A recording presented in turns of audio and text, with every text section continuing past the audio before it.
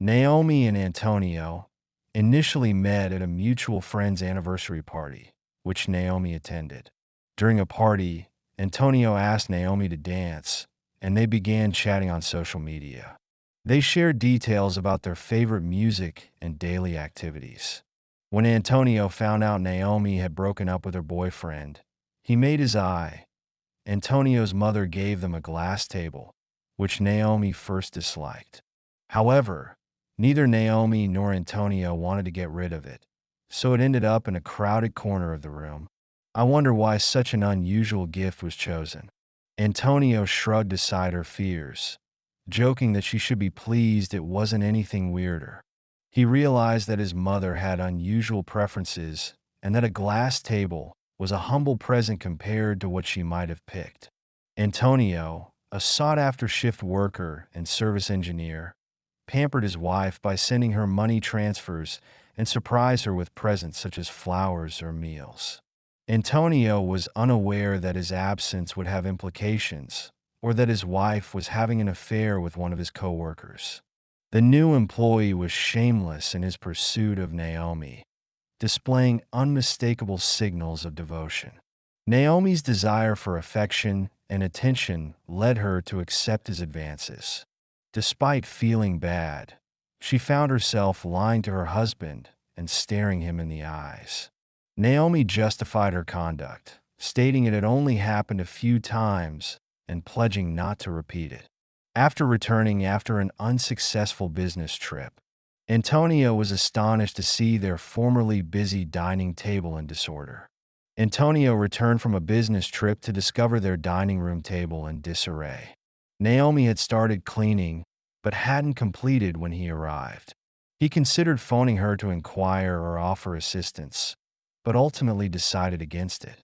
Antonio's favorite way to relax was to take a bath. Despite his initial protest, Naomi had convinced him to follow all the steps using fragrant foam and bath salts. As he arrived home, Antonio decided not to deviate from this tradition and began to fill the tub. Meanwhile, Antonio went to the kitchen to make himself a large mug of tea, looking forward to a relaxing moment in the hot water.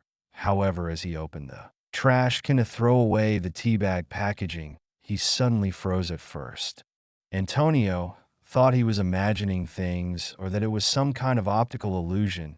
He quickly grabbed the nearest fork from the table and dropped it. He threw the tea bag packaging into the trash can. His heart began to pound rapidly and then seemed to sink somewhere inside him as he broke into a sweat. It wasn't just his imagination, nor was it an optical illusion in the trash can, which had apparently forgotten to empty before leaving for work, lay a torn foil packet and a contraceptive. Due to the intense noise in his head, he was experiencing a kind of sensory overload. Antonio struggled to make sense of his situation, but the sound of water from the bathtub jolted him out of his stupor. He quickly wiped away the effects of the flooding, but was still unsure how to deal with the burden. Antonio grabbed a pack of cigarettes from the shelf and headed to the balcony. The couple had turned their backs on the glass table, leaving it to gather dust in the midday sunlight. The curtain swayed slightly in the breeze, creating shadows that played across the table. Antonio noticed the dusty surface, which was marked with fingerprints that had been there for months. As he moved closer, he could clearly see the marks of a man's. Antonio threw things against the walls, including wedding photographs, a TV remote, and Naomi's favorite vase. After a brief pause, he calmed down and started a cigarette. Naomi went home, unaware of the havoc that awaited her due to her own carelessness. She had forgotten that the traces of her misadventures had never been cleared from her consciousness. When Antonio returned, she expected to order a supper, open a bottle of wine, and spend a relaxing evening together. However, fate had other plans. Naomi opened the flat door to find a mess and suspected a robbery. She quickly checked each room for signs of intrusion and discovered Antonio in the kitchen, sitting alone at an empty table with a half-empty bottle of whiskey and a glass of ice. Naomi was shocked by the scene and asked her husband what had happened. Naomi felt a wave of worry wash over her, I completely forgot to take out the trash this morning. She said. She started to explain, but before she could continue, Antonio slammed his fist on the table, causing the glass to seal against the bottle. What's there to explain? I waited for you. I saw the whole thing, he said. Naomi instinctively recoiled, fearing he might hit her. But despite his drunken state, Antonio managed to keep his composure. In the days that followed, Naomi asked her husband for forgiveness and cried a lot, saying it was a mistake and that it would never happen again. In the end, Antonio forgave her, even though he still loved her and found it difficult to do. So the couple stayed together for almost 5 more years. They even had a daughter. They worked on their problems.